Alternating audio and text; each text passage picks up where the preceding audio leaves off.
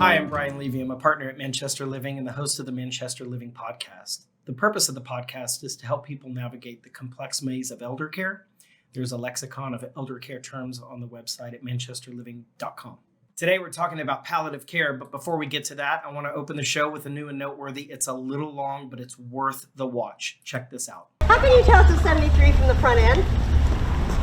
Because of the area tape On the side? Yeah. That's nice. Yeah. What do it belong to? I don't know, but we'll find out tomorrow morning when the police look for it. Are you going to check it out? I'd like to check the owner. I know. Excuse me.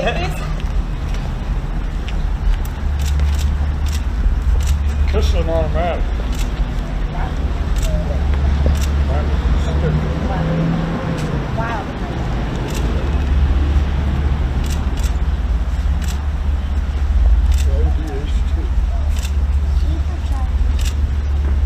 Interesting story. When I got mine, I bought it on Friday the 13th of December.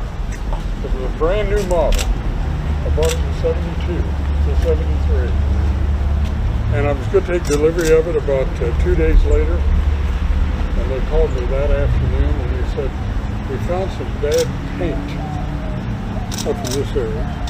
They said, we want to strip it and repaint it for you. Oh, wow. Wow. I said, go ahead and do that. He said, that'll be later, a couple of days. I said, it's all right. So he called me back later that afternoon. He said, we found more bad paint. And I think it was back here on the back. He said, now, what we'd like to do is we want to strip the entire car down and repaint it. Wow. That took 2 weeks. Huh. Oh, wow. It was a brand new car? Brand new car. Wow. That's brand new? And I had it for 3 years, and there was no damage spot on that car after 3 years. Huh. Damage spot? Yeah, but that's it. Yeah. What was the license plate on it? DF20. What is this one? This is this has got a big, the big 454. Mine had a 348. Wow. I wanted Was the yours car. like I didn't this? want all the. That's pretty green. Yeah, Back here. Same? I want to see movies. yeah, yeah. And I have this. What is this? What is this?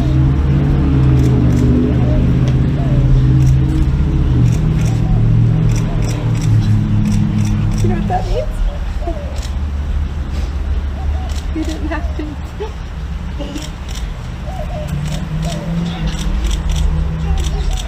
I love you, Dad.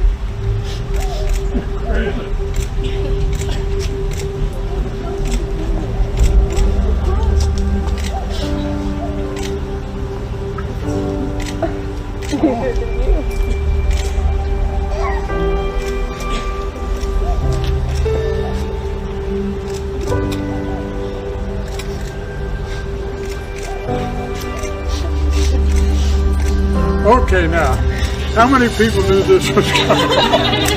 Like a show of hands? Just followed yourself up, Dad.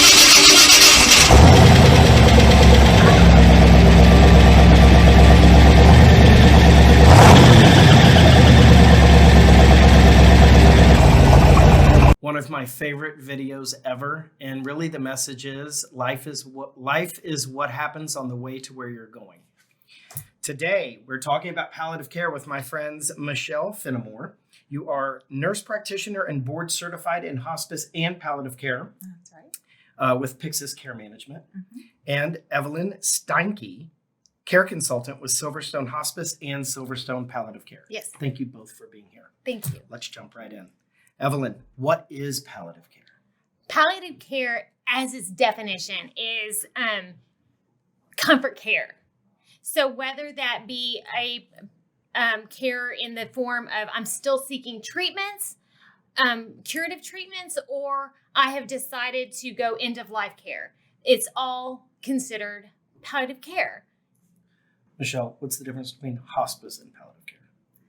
Palliative care is a big umbrella. As Evelyn said, the focus is on comfort, but you can do it at the same time you're doing aggressive care.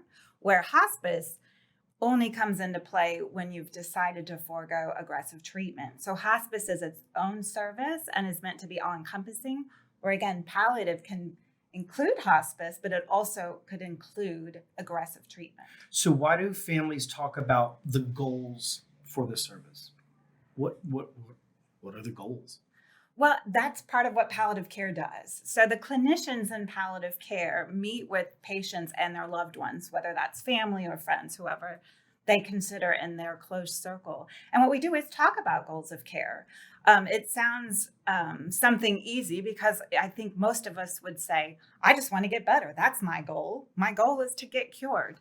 Well, when cure is not a likely scenario, there are other things to begin to talk through. And that is a big part of what palliative care does, is to begin to talk about some realistic goals. You know, do you want to be in the hospital in and out with this treatment? And some people really do. Some people think the treatment of, maybe say a chemotherapy is worth being in and out of the hospital. Other people's goals might say, no, I want to be at home. I'm tired of going to the office. So those are goals we talk through in palliative care. Can a patient be on home health, private duty, palliative care, and hospice? That's tricky. That's not a quick answer. Right. Hospice is a special service. Hospice, like I said a minute ago, is more all-encompassing. If you're on hospice, you have to do everything with the permission of hospice, just because it does get tricky. When you say everything, I mean, elaborate. such as physical therapy, such as home health. Usually with hospice, you're not on those other services, although you can have the custodial care services. With palliative care, you usually can do all of those other things. It's hospice that is a little bit more tricky. I find our engagements when we team up with hospice, it's more for advocacy and for companionship rather than helping with ADLs or things like that. You mean through Manchester? Or through Cambridge. Through Cambridge. Right. So with hospice care, again, hospice is a medical benefit. And as people progress in their illness, a lot of times it is difficult for them to do their activities of daily living, maybe meaning getting up and showering, dressing, going to the toilet. So if you think about a medical service, that's usually not a part of that. That's not a medical need. So that's what would be covered by Cambridge or private caregivers. Right. Right. And in a hospice, I mean, people think that hospice is with the patient all day long, and that it's not the case. The aide comes in and the nurse comes in and the social worker and all the disciplines come in, but we are not taking the place of the caregiver. The caregiver still needs to come in and be with the patient. Right. And towards the beginning of the service, it's typically ADLs, but as they progress, it's really just companionship and advocacy. I wanted to correct that. Evelyn, how does one get started on service? Anybody can call and request service from a hospice provider or a palliative care provider. And then the provider comes and they get medical records and basically places the patient on service. And depending on where they fit, do they qualify for hospice yet, or are they still not at the point where they can get hospice and they need to be on palliative care? Because there are qualifiers for hospice. Elaborate, please. If the patient is no longer seeking curative treatments, they can go on hospice. So even deeper. Seeking curative. So if Meaning they're if they're no on longer, if they're on chemo, it's palliative. If they are getting dialysis, that's palliative. If they haven't reached the 7C status for dementia or Alzheimer's, that is palliative. But if it's beyond that, it's hospice. So if they're continuing to seek treatment, it's palliative. It's palliative. If treatment's over and now it's truly comfort. comfort. And, Okay. and relieving pain and just really keeping the patient Sure. comfortable. What does palliative care at home look like? So palliative care at home is you have a doctor, a lot of times it's a televisit every month. It's refilling medications. It's making sure that the family and patients have support 24 hours a day, 7 days a week via a phone call or a televisit. Making sure that the meds are there, making sure that the home health is ordered, making sure that everything is available to the patient that the patient needs. It's boils down to let the care providers help the families navigate in this crazy world where there's no map. I love that. That's great. Go ahead. Yeah, and as a provider myself, so I'll speak from the clinician side. When I meet with somebody with palliative care in the home for the first time, I explain it in a couple ways. I'm here to do two things. I'm here to talk about goals of care and what are your goals of care, not mine. I'm just here to talk through what are your goals of care, and let's talk through that in depth. So that's one thing. And then the other thing is symptom management. So that could be pain, anxiety, depression, constipation. But there's a little asterisk with that as well, because I also, at intake, get a list of who their doctors are that they are working with.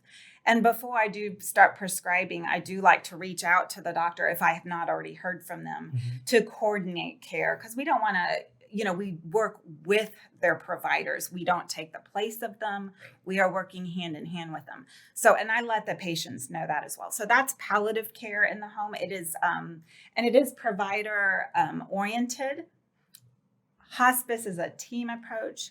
Palliative care is at this point, and with our insurances with Medicare, it's mostly provider based, meaning directed by a doctor or a nurse practitioner. How do people pay for these services? Medicare, Medicaid, and insurance companies, depending on the insurance company, that determines how much they pay. But Medicare and Medicaid is 100%. Where do the services take place? Wherever the patient calls home. It could be anywhere. It could be a Could be hotel. It could be at a facility. It could be at home. Right. In fact, a lot of people think that, if I go on hospice, I'm going somewhere. I'm going to a building. I'm going to a hospice house. And that is a misconception. That is a misconception. The benefit is brought to you wherever your home is. Now, if somebody needs placement, they're unable to be cared for in their home, either hospice or palliative care can help with suggestions. And there are some hard to talk about, but things, sometimes people want to decline in their own home, but maybe they don't want to die in their home. And hospice can definitely help make arrangements. Again, sometimes things are out of our hands, but there's a lot of times we can help predict when it appears it would be time to move, so someone does not die in the home if that is what their wish is. I actually, I had a friend who didn't want to die at home because she was at home with the kids. Exactly. And so it was when it was time, she went in. There are respite homes and hospice homes, etc. Right. So, but it's never a requirement to make someone go there. That is only because of somebody's wish. And the other thing I wanted to kind of clear up, and there's a big misconception that hospice speeds up the dying process. And that is absolutely not the case. Thank you for adding that. That's really important. We actually, if the patient is comfortable, they actually live longer. So relieving that pain and relieving that stress actually helps the patient live longer. So we don't speed the process up. It's almost the misnomer from our grandparents' era of the H word, and hospice means game over. Right. That's not the case. It's Thank you. Do advanced directives direct the medical care? That is also a complicated question. When you do advanced directives, they're often done in an attorney's office or a estate planner. They're very broad, very general. So I think I've worked many years in the hospital setting where I get called in to meet with families who are making these difficult decisions. And I ask to see their advanced directives to use them as a guide. But again, they're very general, very broad. And I think families are often let down at how little they do direct them at the time of crisis. So when a good time to rediscuss these advanced directives is when the healthcare changes or when a disease is diagnosed. Because once again, advanced directives are often done when we're healthy, and that is when they should be started. But then they should be readdressed as life changes and when you're diagnosed with an illness. Because there's certain scenarios that are more common with certain illnesses.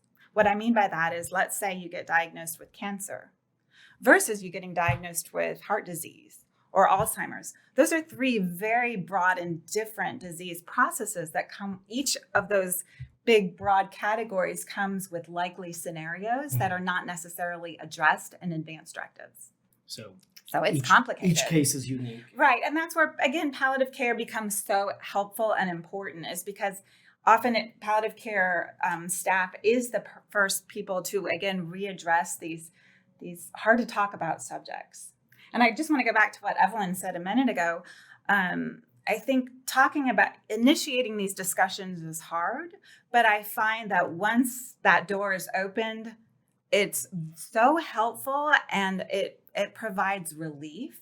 So I always say that I can't make it less sad, but I can definitely help make it less chaotic and less stressful. That's great. And you do see that, and after these meetings are held, that people do feel just relief. Knowledge is power. It is. Yeah. Good. And we talk about advanced directives. We're obviously talking about a do not resuscitate.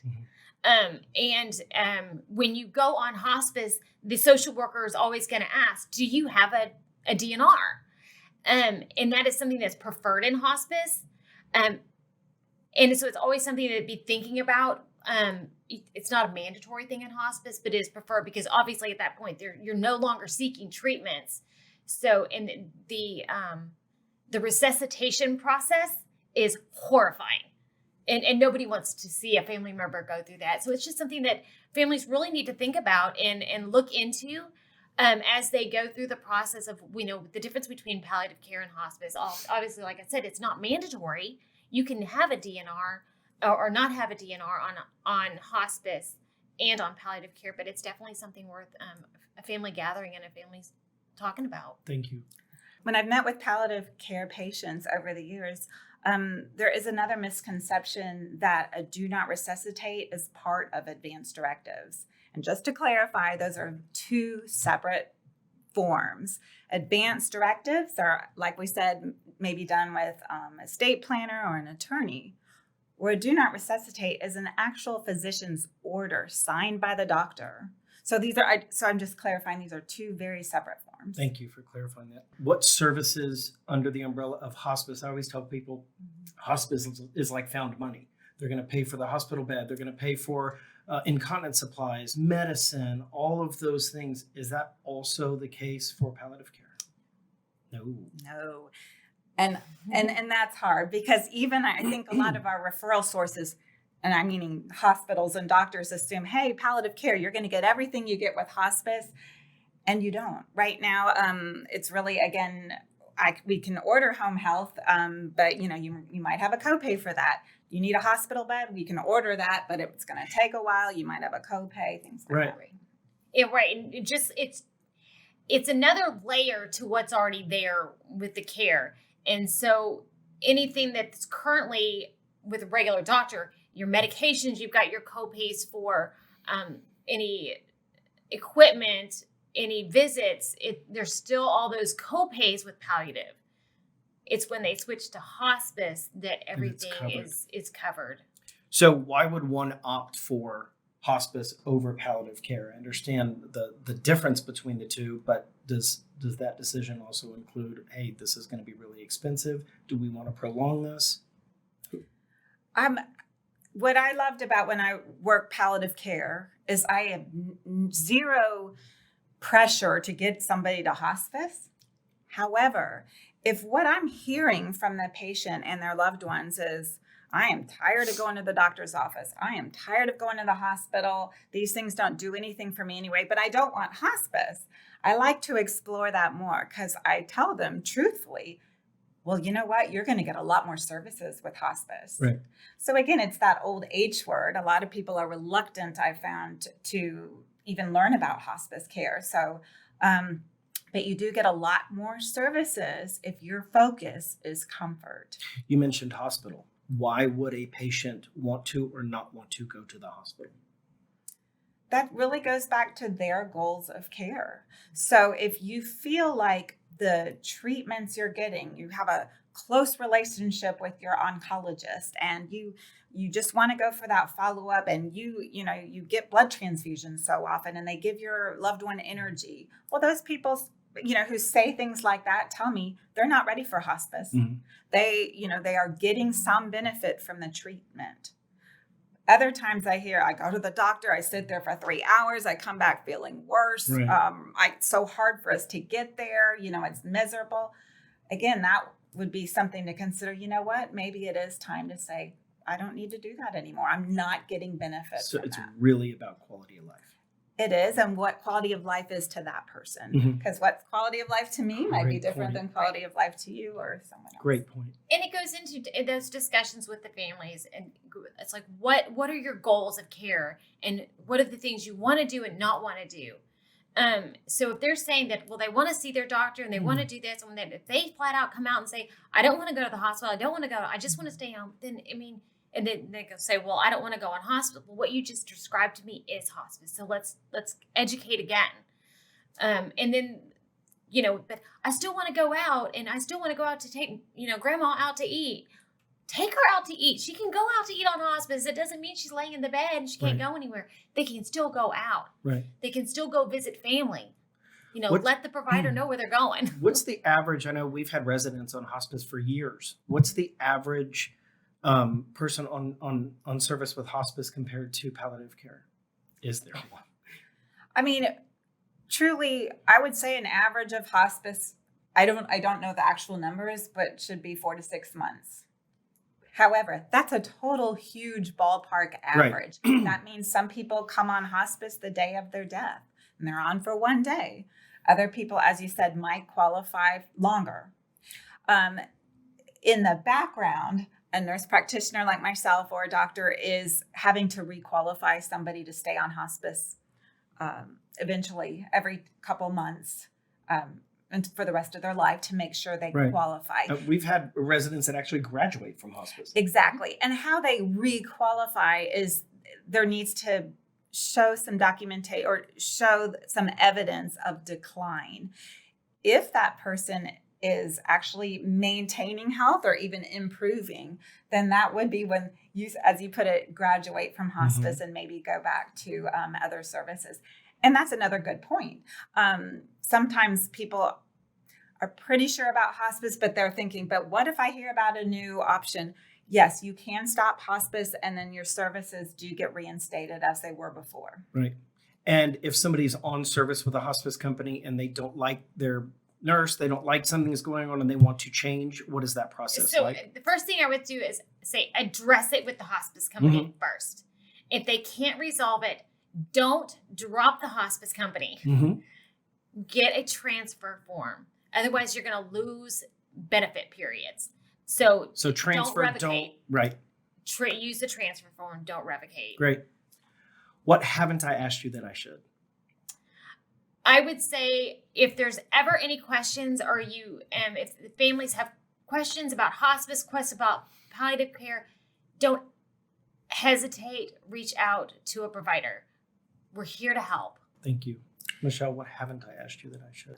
Just to add to that, it's true. You can talk to somebody like myself or like Evelyn for free, no obligation. So we can talk more specifically to what's going on in your life to see if either of these services are appropriate. And one other thing I do want to add about palliative care, there's a misconception, or we talk about pain management, and yes, palliative care can do pain management, but that is not the primary focus. To qualify for palliative care, you have to have a serious illness. The difference is with hospice, the doctor is saying, I wouldn't be surprised if within 6 months or less this patient dies. Palliative care does not have that 6-month statement, but there does have to be serious illness, meaning you can't just have arthritis, need pain management, and go on palliative care. It has to be related to a more serious illness such as cancer or heart disease. Got it. Very helpful. All right, let's move on to the nugget portion. If you know me, you know I love memes. I've seen all of them twice, so don't send them in. But this one caught my attention the other day. Go put it up on the screen. It says, when you turn 100 and can't play with logos anymore, I love the disclaimer, ages 4 through 99. And the takeaway from this is fun has no limits. And they need to update that, don't they? No kidding, right? All right, let's move into the lightning round portion of the show. This is really an opportunity for viewers to get to know you guys personally, non-clinically. So let's start with Evelyn, then we'll go to Michelle. Where were you born and raised? Richardson, Texas. Baltimore, then moved to Tulsa. How did you get in this line of work? I was recommended for my life experiences that I needed to share my knowledge with others. Great. Came to nursing as a second career and went from nursing school to ICU to hospice within the first year of graduation. Nice. Can you write in cursive? Yes. Yes. Have you ever lived abroad? No. Have you ever been arrested? No. I got a yes one time. Different story. Ever slept in a tent? Yes. Yes. Favorite candy bar? I don't eat candy. Chocolate espresso beans count? Sure. Mountains or beach? Beach. Mountains. iPhone or Android? iPhone. Karaoke, yes or no? No. No. No. Been skydiving? No. No. If you were asked to be a contestant on Survivor, would you go and would you win? No. I haven't even seen the show. Wow. Proudest career accomplishment? Helping others. Beautiful. Well, I've had a varied career. I was a violinist before, so That's I've got right. that's a big question for me. So Thank you both for being on the show Thank today. you. I always like to have thought leaders and industry experts, and y'all really nailed it. This is great information to share. So thank you very much. If the viewers have follow-up questions or want to reach you, what is your email address? Evelyn.Steinke@SilverStoneHospice.com. And Michelle? Michelle.Finamore@pixiscare.com. Wonderful. Thank you both for being here. Thanks for having me. You can find this podcast and all past episodes online at Manchester Living Podcast, or search Manchester Living Podcast on YouTube, Facebook, iTunes, or anywhere else you get your podcast. If there's anything I can ever do for you, feel free to reach out directly.